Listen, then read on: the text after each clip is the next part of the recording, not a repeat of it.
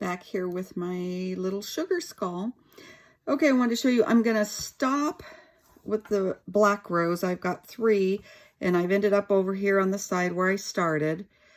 I pulled my needle through, clipped the thread off, and I'm gonna start wrapping with this rhubarb color. I wanna put some pop in there. And so you pull your thread through the back, cut it off, leave a little tail. Then you tuck the tail back in, because we're going to start wrapping, and so we're going to cover that little tail up. It'll just be a clean finish. So then you start with your new color, go through the needles. Now we rarely, if you've watched some of my other videos, we rarely go through the needles because we don't want to split them.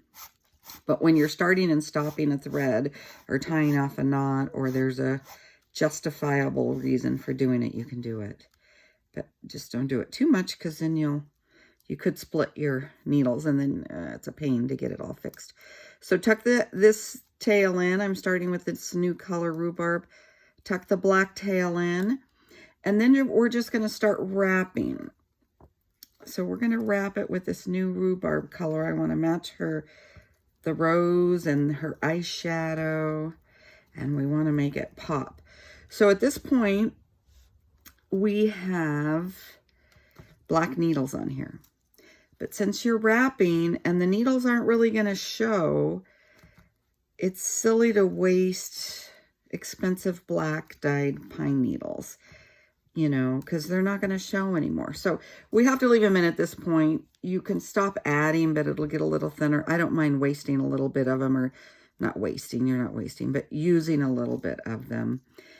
But I will, from here on out, instead of adding black pine needles, I'll start adding the basic color, so I can save my black pine needles for other jobs or other baskets.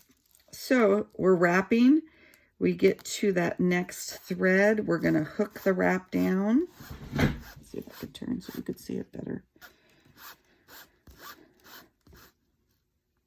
And that's going to cover up those tails of where we changed thread easily. So then we'll start wrapping again.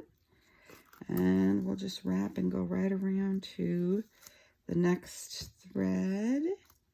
We don't make a mess here. Here we go. I always just push them down so they're nice and tight in there. And if you get some little pieces hanging out, we can always take those off later.